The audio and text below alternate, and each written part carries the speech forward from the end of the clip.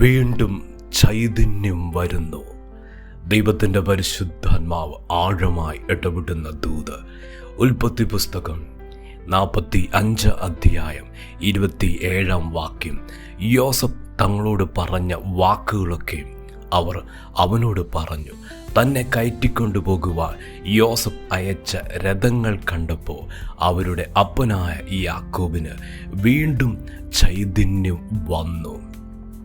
തൻ്റെ മകൻ്റെ ജീവിതത്തിൽ സംഭവിച്ചതോർത്ത് ഒരു കാലഘട്ടത്തിൽ ഒരുപാട് കണ്ണുനീരൊഴുക്കി ജീവിതം നിരാശയുടെ നേർക്കയത്തിലായിരിക്കുന്ന വേദനയും നൊമ്പരവും ഒരിക്കലും മറക്കാൻ കഴിയാത്ത ദുഃഖത്തിൻ്റെ അവസ്ഥകളിലായിരുന്ന യാക്കോബിൻ്റെ ജീവിതത്തിൽ ദൈവം ഒരു കാലഘട്ടത്തിൽ അത് അപ്രകാരം അനുവദിക്കുകയും ദൈവത്തിൻ്റെ സമയമായപ്പോൾ വാഗ്ദത്തങ്ങളുടെ നിവർത്തി വെളിപ്പെടുത്തിയ നാഴിക വന്നപ്പോൾ ഇതാ വചനം പറയുന്നു, ആ യാക്കോബിന് വീണ്ടും ചൈതന്യം വന്നു.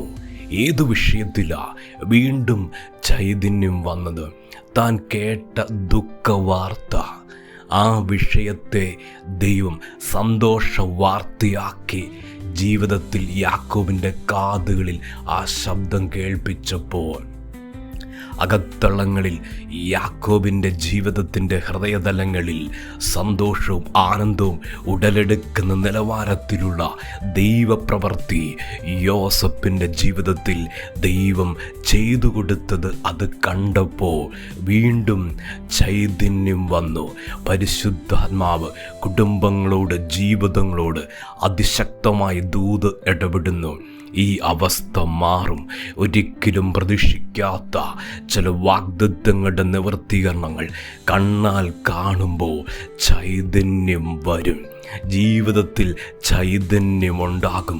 ആ നിലയിലാണ് ദൈവത്തിൻ്റെ പ്രവൃത്തിയുടെ കരങ്ങൾ വെളിപ്പെട്ട് വരാൻ പോകുന്നത്. തലമുറയുടെ വിഷയത്തിലെ വിടുതൽ കാണുമ്പോൾ ചൈതന്യം വരും. തലമുറയുടെ ജീവിതത്തിലെ ഭാവി വെളിപ്പെട്ട് വരുമ്പോൾ ചൈതന്യമുണ്ടാകും. ഇന്നത്തെ മ്ലാനതയും വാടിയ മുഖവും മാറി ദൈവത്തിൻ്റെ പൈതലെ ചൈതന്യം വരുന്ന നിലവാരത്തിലുള്ള മാറ്റങ്ങളിലേക്ക് ഇത് മാറും. ഈ അവസ്ഥ മാറുമെന്ന് പരിശുദ്ധാത്മാവ് അതിശക്തമായി ദൂത് വെളിപ്പെടുത്തുവാൻ ഇനിയൊരിക്കലും കാണത്തിൽ നിന്ന് യാക്കോബ് വിധി കൽപ്പിച്ചതാ. പക്ഷെ ദൈവം അത് കാണിച്ചത് മഹത്വത്തോടെ ദൈവം അത് കാണിച്ചത്. ഇന്ന് വചനം കേൾക്കുന്ന ദൈവത്തിൻ്റെ പൈതലെ പരിശുദ്ധാത്മാവ് ഹൃദയത്തെ തൊട്ട് ദൂത് വെളിപ്പെടുക. ഇനി ആ വിഷയം സ്വസ്ഥത കെടുത്തത്തില്ല. ഇനി ആ വിഷയം സമാധാനത്തെ കെടുത്തത്തില്ല. ഇനി ആ വിഷയത്തിൽ ദൈവത്തിൻ്റെ ചൈതന്യം വരാൻ പോവുക.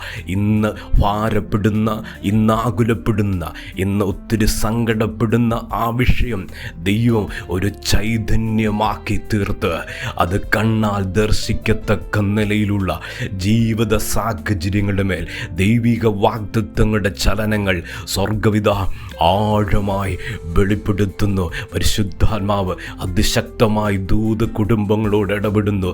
ഇന്ന് ദുഃഖം തളം കെട്ടിക്കിടക്കുന്ന കുടുംബത്തിൽ ചൈതന്യം വരാൻ പോവാം.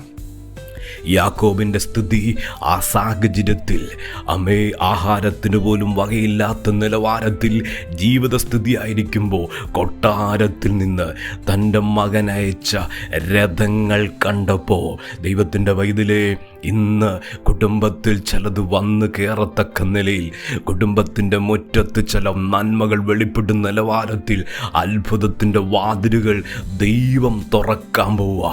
അത് കാണുമ്പോൾ വീണ്ടും ചൈതന്യമുണ്ടാകും.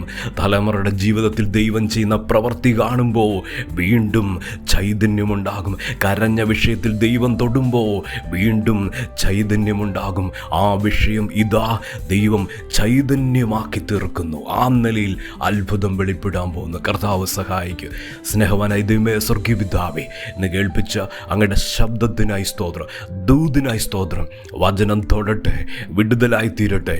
വചനം കേൾക്കുന്ന ദൈവമക്കളെ അനുഗ്രഹിച്ച് പ്രാർത്ഥിക്കുന്നു. ദൈവമഹത്വം കാണണം. ഇന്ന് ഇടപെട്ട ദൂതുപോലെ വീണ്ടും ചൈതന്യം കാണത്തക്ക നിലയിൽ പരിശുദ്ധാത്മാവ് ആഴം ശക്തമായി പ്രവർത്തിക്കാൻ പോകുന്നതിന്, സ്വർഗം ചലിക്കാൻ പോകുന്നതിനായി സ്തോത്രം ചെയ്യുന്നു. വചനം കേൾക്കുന്ന ദൈവമക്കളെ അനുഗ്രഹിച്ച് പ്രാർത്ഥിക്കുക. അനുഗ്രഹമായി തീരട്ടെ. കർത്താവ് അങ്ങനെ ചെയ്യുന്നതിനായി നന്ദി. പ്രാർത്ഥന കേട്ടതിന് നന്ദി. യേശുവിൻ്റെ നാമത്തിൽ തന്നെ ആമേൻ.